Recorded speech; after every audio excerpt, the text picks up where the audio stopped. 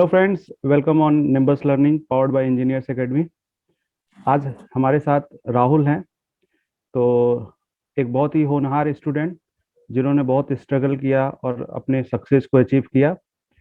तो उनकी कहानी उन्हीं से सुनते हैं। तो चलिए वेलकम करते हैं। वेलकम है राहुल निम्बस लर्निंग पे आपका। Thank you sir. आप हमारे दर्शकों को, हमारे यूट्यूब चैनल्स के जो भी स्टूडेंट्स हैं उनको कुछ बताइए आप अपने बारे में। जैसे कि मैं बताया, मेरा नाम राहुल मीना है और मैं कोटा राजस्थान का रहने वाला हूँ। कोटा के पास एक गांव है, वहां से मैं बिलोंग करता हूँ और किसान परिवार से मैं बिलोंग करता हूँ। अच्छा। मैंने अपना 2019 में बीटेक किया है मैकेनिकल इंजीनियरिंग से। उससे पहले मैंने अच्छा। डिप्लोमा भी किया था सर, 2016 में डिप्लोमा डिप्लोमा के जस्ट बाद मैंने बीटेक किया अपना। और अच्छा। उसके बाद लगातार प्रिपरेशन कर रहे हैं, तैयारी। अच्छा। अच्छा। तो आपने प्रिपरेशन कब स्टार्ट कर दी थी? बीटेक कंप्लीट होने के बाद या पहले से ही स्टार्ट कर दिया था? जी सर, जब मैं कॉलेज में था थर्ड ईयर में, तब से मैंने कोटा इंजीनियर्स एकेडमी से अपना प्रिपरेशन स्टार्ट किया था। तो वहीं से मैं अच्छा। कोचिंग कर रहा था, साथ में कॉलेज भी था, तो कर रहे थे सर तभी से प्रिपरेशन।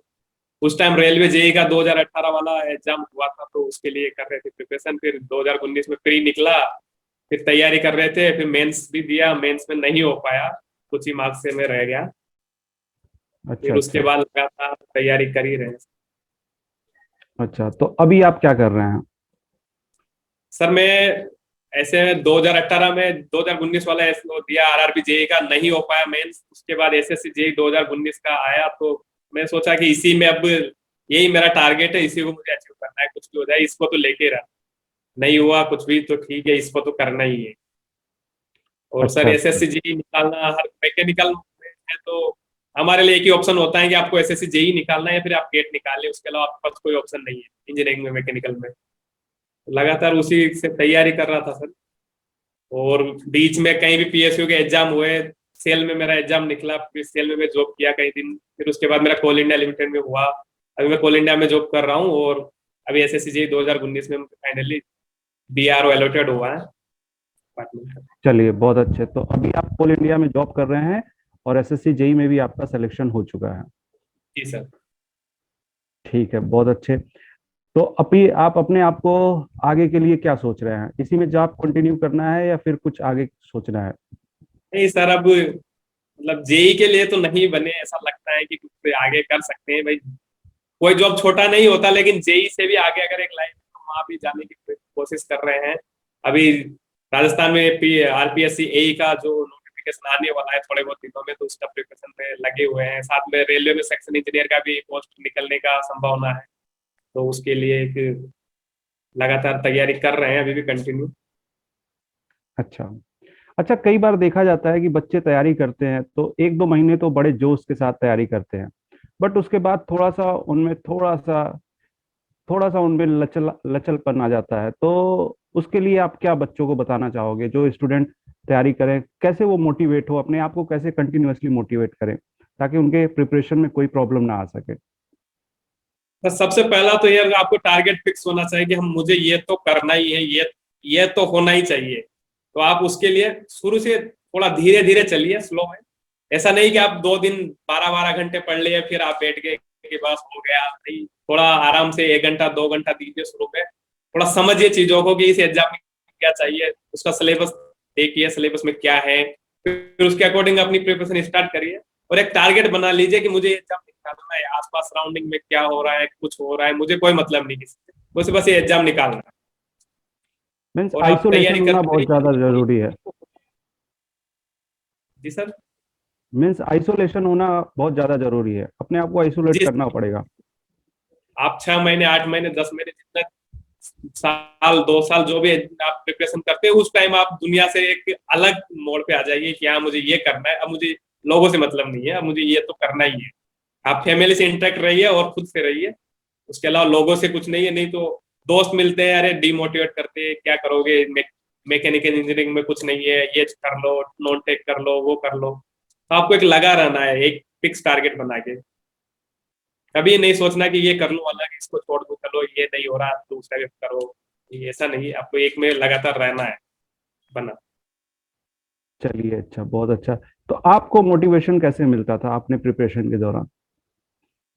मोटिवेशन, हमारे सीनियर थे तो सीनियर भी अच्छी अच्छी पोस्ट पे हैं, उनसे बात होती थी, वो बताते थे कि मैं वहाँ हूँ, फिर लगता था कि अरे सीनियर कर रहे हैं हम भी कर सकते हैं। और एक सर फैमिली बैकग्राउंड क्या है कि गांव से है, फार्मर फैमिली से है, तो एक रहता है कि गवर्नमेंट जॉब तो करनी ही है, उसके अलावा कोई ऑप्शन रहता नहीं हम लोगों के पास, जैसे कि मिडिल क्लास या फार्मर फैमिली से होते हैं। तो हमको गवर्नमेंट जॉब के लिए फिर देखते हैं कहाँ जा सकते हैं। बीटेक के बाद दो ही ऑप्शन होते हैं, तो आप टेक्निकल करिए या नॉन टेक करिए। अब टेक्निकल जब चुना है तो उसी का करना ही है सर, और सीनियर से आप बात करते रहिए, जिनका पहले सिलेक्शन हो चुका है वो आपको बताते रहेंगे, और दोस्त ऐसे बनाइए जो आपको बताते रहे कि हाँ मैं ये कर रहा हूँ तू भी कर, उसी से मोटिवेशन मिलता रहा। बाकी सर चलिए, अच्छा। मोटिवेशन के लिए देख सकते हैं यूट्यूब पे, अच्छा, ठीक है। आपकी कभी कभी सफलता में आपके अच्छा, अच्छा।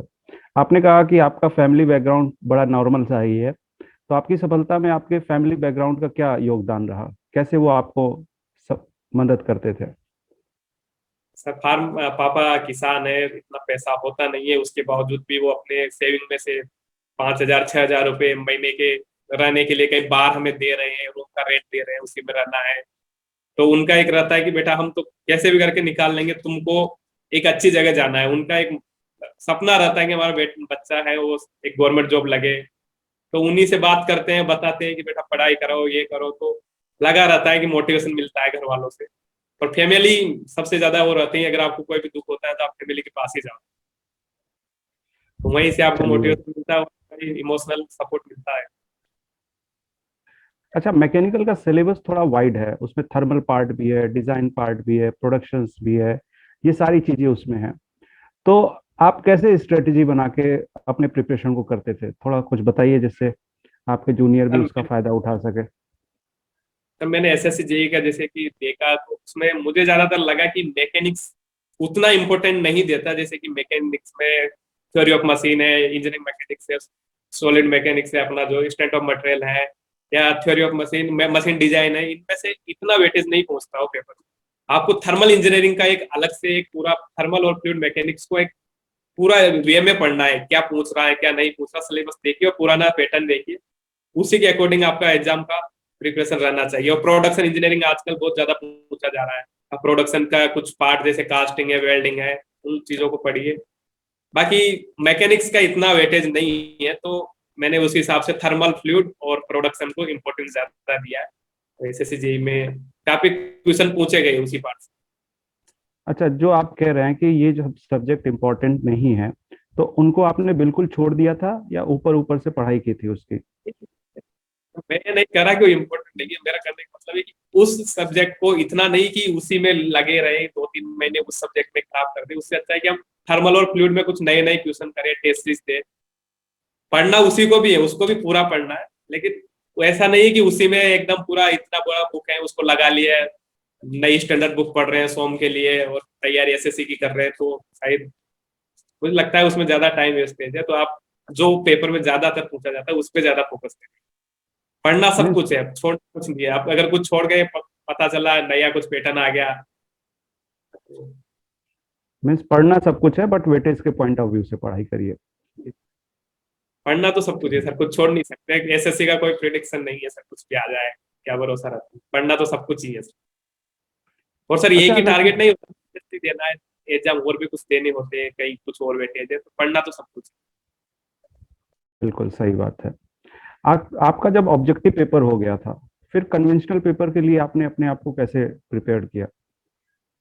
कन्वेंशनल के लिए मैंने सर जो प्रीवियस ईयर का जो पैटर्न था, ज्यादातर मैंने प्रीवियस ईयर का जो था उसी को फॉलो किया है। और ईएस के कुछ क्वेश्चन थे, ईएस के और गेट में भी जो क्वेश्चन लगते थे कि ये कंसेप्टुअल नहीं है लेकिन ये पूछे जा सकते हैं, जो 2-2 नंबर में गेट में आते हैं, वो ईएस एसएससी जेई में भी कई बार पूछ लिए जाते हैं कुछ क्वेश्चन। अच्छा, सीधा हमें अच्छा। 10 नंबर 12 नंबर का दिख जाता है, कोई 15 नंबर का दिख जाता है, 15 नंबर के क्वेश्चन पूछ लिए जाते हैं। अच्छा, शॉर्ट नोट्स बना के आप पढ़ाई करते थे? जी सर, नोट्स पहले तो कोचिंग के नोट्स पढ़े हैं, उसके बाद उनमें से देख आए कि ये इंपॉर्टेंट है, तो एक पेज पे उनको देख, मतलब आप 5 या 6 पेज पे पूरा सिलेबस कर सकते हैं अगर आपने बार बार नोट्स पढ़े हैं तो। आप शॉर्ट नोट्स रखिए अपने, शॉर्ट नोट्स बनाने की प्रैक्टिस करनी ही पड़ेगी सर। मीन्स पहले प्रैक्टिस करिए, फिर आप अपने शॉर्ट नोट्स तैयार करिए। जी सर, पहले ऐसा एक बोलो। बार देखिए क्या इम्पोर्टेंट है इसमें से, क्या नहीं है, उसी हिसाब से हम क्या करते हैं कि पूरी नोट्स की जो कॉपी होती है उसी को शॉर्ट नोट्स बना लेते हैं, पूरा लिख लेते हैं सब कुछ, फिर पता चलता है हमने जो बनाया जो पहले से है तो सेम ही, पढ़ना क्या है अलग से। तो बिल्कुल चलिए शॉर्ट में बनाइए। चलिए, अच्छा, आप अपने प्रिपरेशन के हिसाब से आपको जो भी एक्सपीरियंस फील हुआ, उनके पॉइंट ऑफ व्यू से अगर आप अपने जूनियर्स को कुछ बातें बताना चाहते हो, 2-3 पॉइंट केवल, तो क्या बताना चाहेंगे?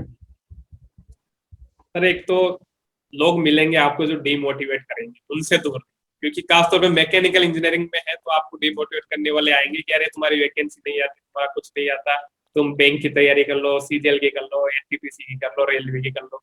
लेकिन उनसे दूर रहना है आपको, जो टारगेट बनाया है उसका तो करना ही है। वो एग्जाम देते रहिए साथ में, क्योंकि एसएससी जेईई दोगे तो आपको मैथ के छोड़ के सब कुछ तो पढ़ना है। आप जीके पढ़ रहे हो, करंट अफेयर पढ़ रहे हो, आप उसके अलावा रीजनिंग पढ़ रहे हो, तो आपको पढ़ना सब कुछ है, तो वो भी दे दीजिए एग्जाम, लेकिन टारगेट फिक्स होना चाहिए कि मुझे एसएससी जेईई निकालना है, या फिर मुझे कोई गेट का एग्जाम है तो वो निकालना है, उस टाइप से पढ़िए।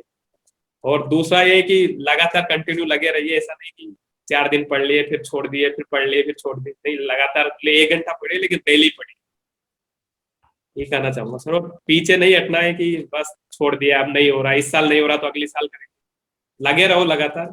2019 नहीं हुआ, 2020, 30 नहीं तो 21, 21 नहीं तो 22 होगा कभी ना कभी, तो ये तो कंफर्म है। चलिए ठीक है, बहुत अच्छा। तो राहुल, आप हमारे साथ जुड़े, इसके लिए बहुत बहुत धन्यवाद, और आपके फ्यूचर ब्राइट के लिए भी बहुत बहुत विशेष है हमारी तरफ से। Thank you very much. Thank you. If you really like the video, please hit the like button, share the video, subscribe to our YouTube channel and press the bell icon for the latest updates. Thank you.